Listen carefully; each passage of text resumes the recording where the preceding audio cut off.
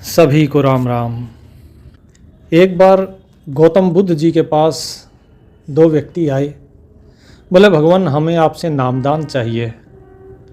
उन्होंने कहा ठीक है, नामदान मिल जाएगा, लेकिन नामदान ऐसे ही हर एक को नहीं मिल जाता, अधिकारी होना चाहिए। तुम दोनों में से नामदान का अधिकारी कौन है, पहले ये निर्णय हो जाए, उसके बाद फिर नामदान दिया जाएगा। तो जो गौतम बुद्ध के शिष्य थे उन्होंने एक एक तोता दोनों व्यक्तियों को दिया और बुद्ध ने कहा, बोला इन दोनों तोतों को लेकर जाओ और तुम दोनों अलग अलग दिशा में जाना और इन तोतों को केवल वहीं मारना है जहाँ पर कोई तुम्हें देखे ना इन्हें मारते हुए। दोनों चले गए प्रणाम करके, दोनों अलग अलग दिशा में गए। उनमें से एक जो था वो तोते को देखा इधर उधर कि कोई नहीं है, जंगल में देखा और उसके बाद वो एक जगह पर बैठ गया पेड़ की आड़ में और वहाँ पर तोते को मारकर आ गया। उसके बाद दूसरा व्यक्ति जो है वो तोते को वापस लेकर आ गया।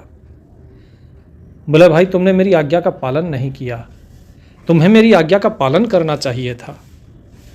जबकि जो पहला व्यक्ति था जिसने तोते को मार दिया, बोले भाई तुमने कहाँ पर मारा?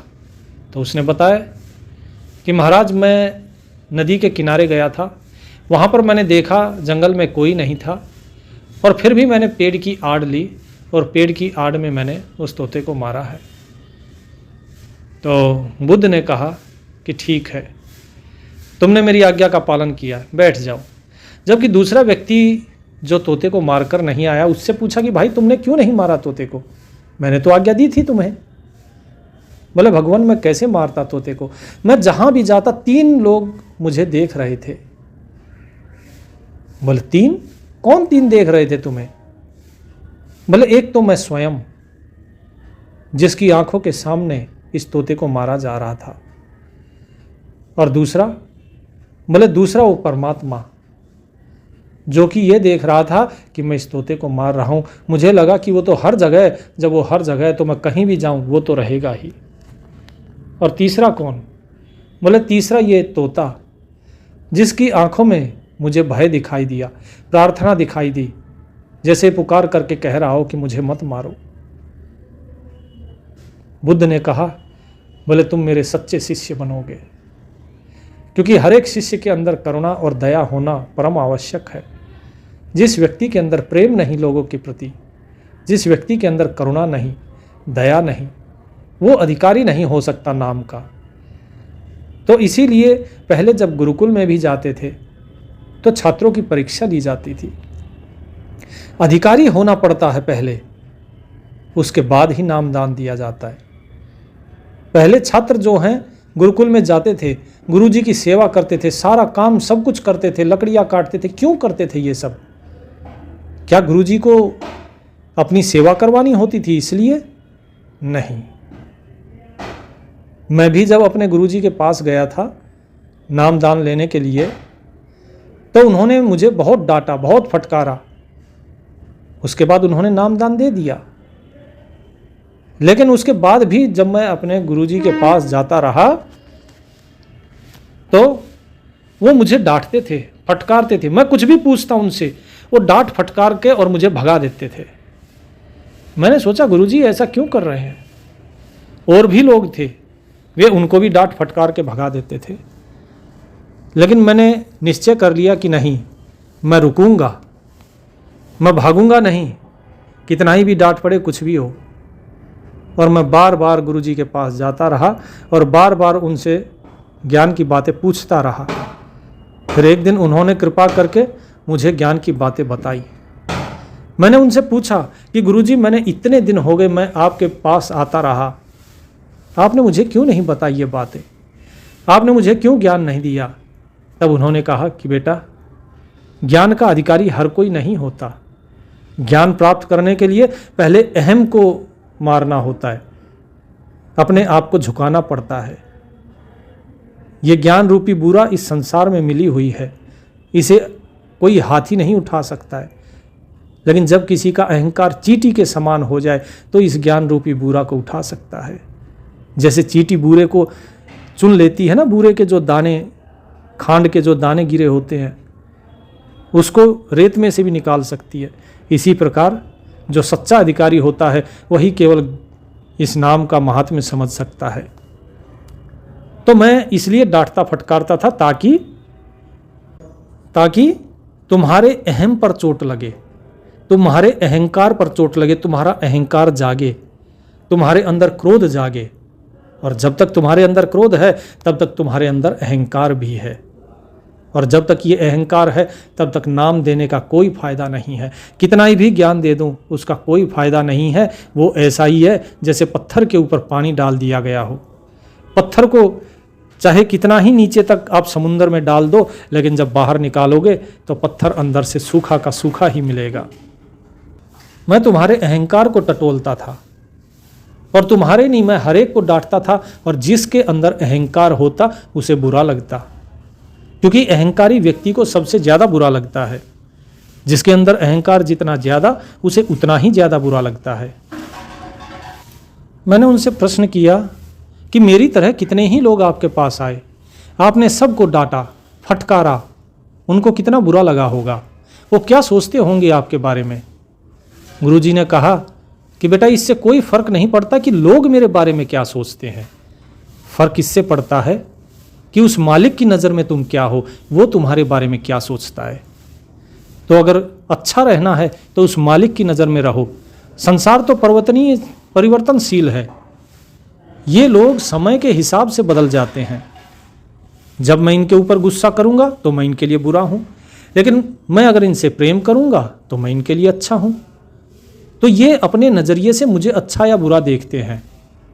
गुरुजी की बात सुनकर मुझे तरस आया उन लोगों पर जो उनकी डांट फटकार सुनकर चले गए, क्योंकि यदि पत्थर पे चोट मारने से अगर पत्थर को दर्द हो तो वो कभी मूर्त बन ही नहीं सकता, उसको तराशना तो पड़ेगा ही। और जब वो तराशा जाएगा तो उसके बाद वो पत्थर नहीं रहेगा, वो मूर्ति बन जाएगी, उसको मंदिर में रखा जाएगा और उसी पत्थर को फिर पूजा भी जाएगा। तो यही है गुरु की महानता। इसके बाद भी कई बार जब मैं गुरुजी से मिला तो वो ज़्यादा कुछ कहते नहीं थे, लेकिन हाँ मुस्कुरा ज़रूर देते, और उनकी मुस्कुराहट से मुझे ऐसा लगता कि मानो जो सवाल मैं पूछने आया था उसका जवाब मिल गया हो, जो ज्ञान मैं चाहता था शायद वो ज्ञान मिल गया हो मुझे। ऐसा अनुभव मेरे अंदर होने लगता था। तो मैंने जाना कि ज्ञान को देने के लिए जरूरी नहीं है कि शब्दों का ही प्रयोग किया जाए। व्यक्ति के भाव, उसकी मुस्कुराहट बहुत सी चीज़ें बयां कर देते हैं। जिस टेलीपैथी के बारे में मैंने कभी सुना था कि तरंगों के माध्यम से ज्ञान गुरु अपने शिष्य को देता है, वैसा कुछ मेरे को महसूस होता था। गुरुजी ज़्यादा कुछ कहते नहीं थे, कुछ बताते नहीं थे, लेकिन उनकी उस मुस्कुराहट से मुझे ऐसा लगता था कि शायद ज्ञान मेरे अंदर आ रहा है। और ये हर बार होता था जब भी मैं उनके पास बैठता और जब भी कुछ इस तरीके का गहन चर्चा होती तो वो सिर्फ मुस्कुराते थे, और उनके मुस्कुराने भर से ही बहुत सी चीज़ें साफ हो जाती थी। क्योंकि ये एक महान संत और एक महान गुरु के लक्षण हैं। गुरु वो नहीं होता जो हमेशा आपको अपने पास बुलाता रहे।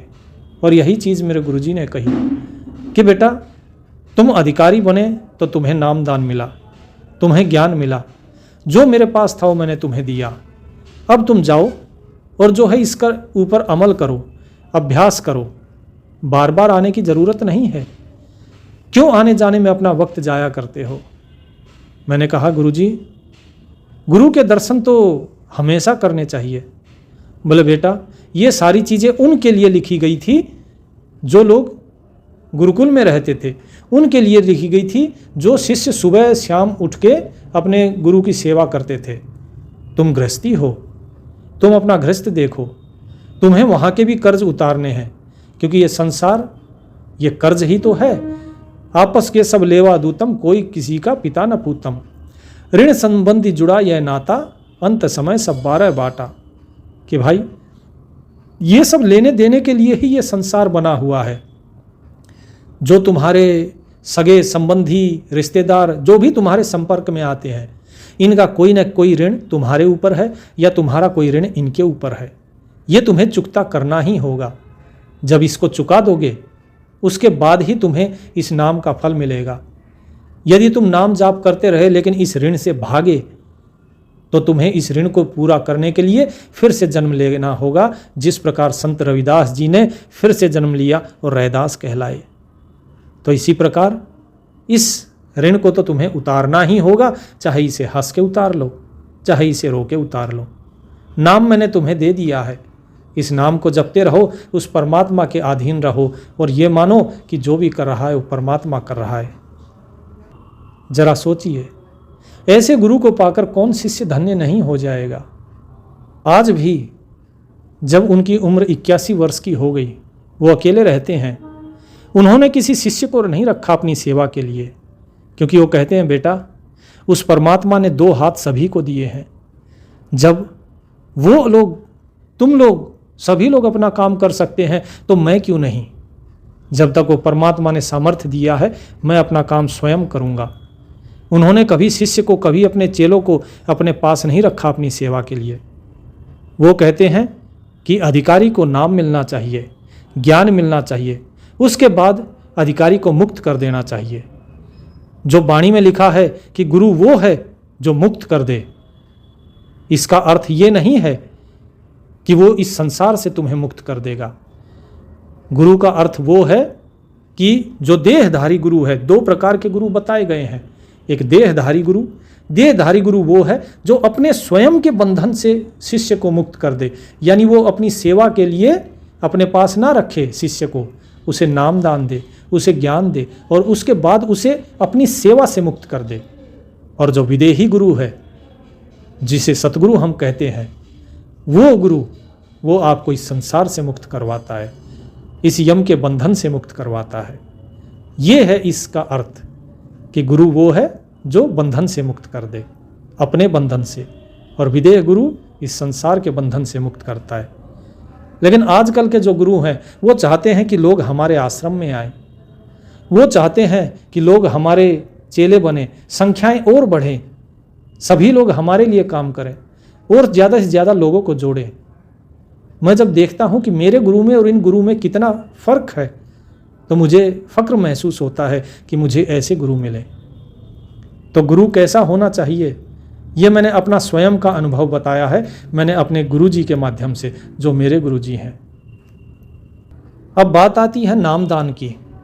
तो पहले नाम क्या होता था, पहले ध्यान समाधि होती थी सतयुग में, तप किया जाता था। जब त्रेता आया तो गुरुकुल में गुरु के अधीन होकर ध्यान किया जाता था। जब कलयुग आने से पहले द्वापर आया, पाप और बढ़ा तो लोगों के लिए और मुश्किल हुई, तो कर्म योग आया। पहले ज्ञान योग, फिर कर्म योग और कलयुग में भक्ति योग। कलयुग में नाम जाप ही एकमात्र उपाय है। लेकिन कबीर जी कहते हैं, बिन देखे बिन अरस परस बिनु, नाम लिए क्या होए, धन के कहे धनिक जो होए, निर्धन रहे न कोई। कि भाई नाम जाप तो होना चाहिए, लेकिन खाली जिह्वा से नाम जाप करके क्या फ़ायदा है। माला तो कर में फिरे, जीव फिरे मुख माही, और मनवा तो चहुदिस फिरे, ये तो सुमिरन नाही। ये मन सब जगह घूम रहा है और हाथ में माला लेकर मुंह से राम राम कर रहे हो, बोले ये सुमिरन नहीं है। अगर सुमिरन करना है, नाम जाप करना है तो कैसे करें, इस मन को साधो, प्रेम जगाओ उस प्रभु के प्रति। कहें कबीर सुनो भाई साधो, मैं तो हूँ विश्वास में, ना मंदिर में ना मस्जिद में ना काबे कैलाश में। बोले मैं इन मंदिर मस्जिदों में, काशी में, कैलाश में, काबा में, मक्का में, बोले मैं वहाँ नहीं हूँ, मैं तुम्हारे विश्वास में हूँ। तुम विश्वास करोगे तो मैं मूर्ति में भी प्रकट हो जाऊँगा। लेकिन प्रेम होना चाहिए, विश्वास होना चाहिए और नाम जाप करो। मूर्ति भगवान नहीं है, लेकिन मूर्ति में भगवान है। इसीलिए अगर मंदिर में भी जाते हो तो इस विश्वास से जाओ कि इस मूर्ति में भगवान है, और यदि उस मूर्ति में भगवान है तो मूर्ति के बाहर भी तो भगवान है ना। तो वहां तक जाने की क्या जरूरत है, तुम घर पर भी पूजा कर सकते हो। तो इसीलिए नाम जाप कीजिए, क्योंकि कलयुग केवल नाम आधारा, सुमिर सुमिर जन उतरे पारा। कलयुग में केवल नाम जाप ही आधार है, क्योंकि कलयुग में इस माया का प्रभाव इतना प्रगाढ़ है कि ये ध्यान धारणा समाधि आदि में आपको लगने नहीं देगी। इसीलिए भक्ति मार्ग ही एकमात्र मार्ग बचा है व्यक्ति के पार होने का। और भक्ति के लिए प्रेम जरूरी है। प्रेम बिना भक्ति नहीं, बिरह बिना बैराग, बिन सतगुरु मिटते नहीं मन मनसा के दाग। तो भाई प्रेम जगाइए, तब भक्ति होगी, और विरह जगाइए उस मालिक से, क्योंकि जब उस मालिक में प्रेम हो जाएगा फिर उससे मिलने की तड़प पैदा होगी, और जब वो विरह होगा तो इस संसार से वैराग्य अपने आप ही हो जाएगा। आप सब कुछ करोगे इस संसार में, लेकिन उस परमात्मा में लीन रहोगे। यही है वास्तविकता इस संसार में नाम जाप की। सत साहेब।